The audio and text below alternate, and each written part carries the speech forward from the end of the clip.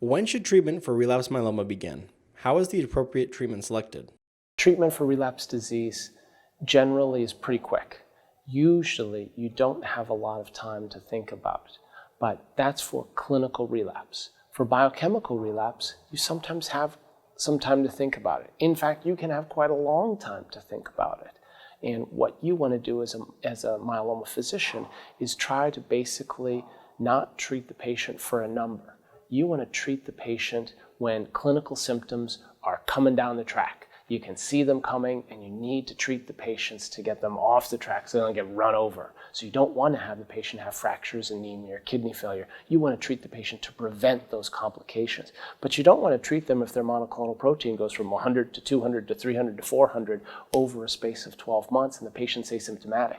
Their life is not going to get better with treatment for a number. So you need to be able to have some confidence that you can see clinical relapse coming down the track, and that's when you treat them. People will often ask me, okay, Craig, my myeloma is here.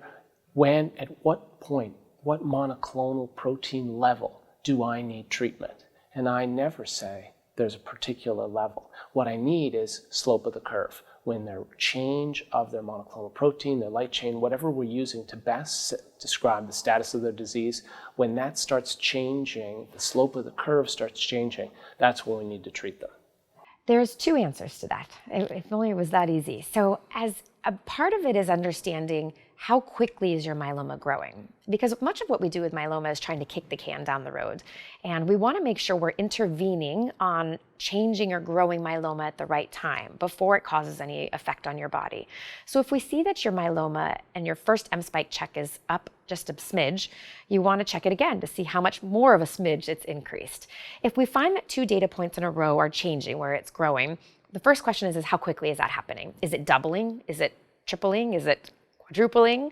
Or is it really just having a very slow, steady rate of rise? The patients who are growing quickly and the patients for whom which have known high-risk disease are the patients we need to intervene upon quickly because we don't want that to take off faster than and cause end organ disease.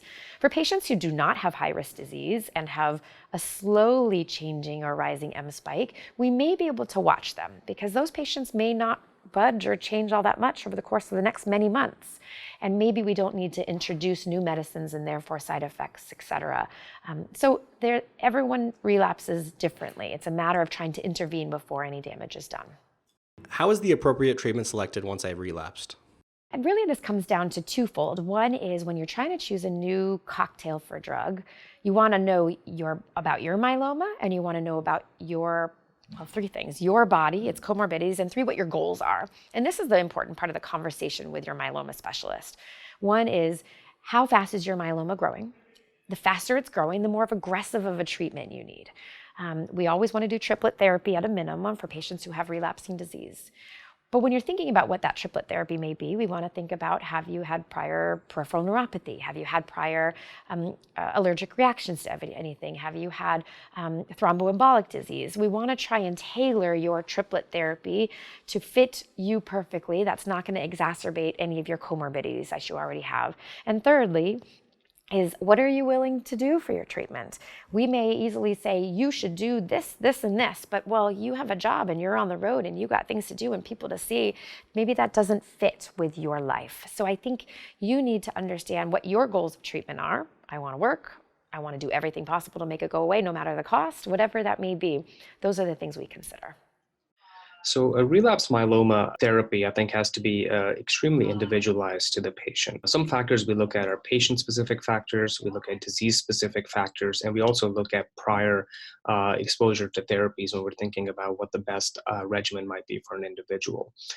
So if a patient has received the initial line of therapy and has had a magnitude of benefit from that, let's say lasting 3, 4, 5 years, and at the time of their first relapse, we look to see what worked well for that patient before, and then potentially think about modifying it in a way that might be tailored to that particular individual. We also look at aggressiveness of relapse, again, whether it's a slow biochemical relapse or a more clinical relapse that may affect how we might choose our therapy going forward. We look at prior toxicities to therapy. If patients have had prior peripheral neuropathy, for example, or other toxicities, let's say related to their prior stem cell transplant, including some blood count abnormalities that may limit our ability to use certain medications or not.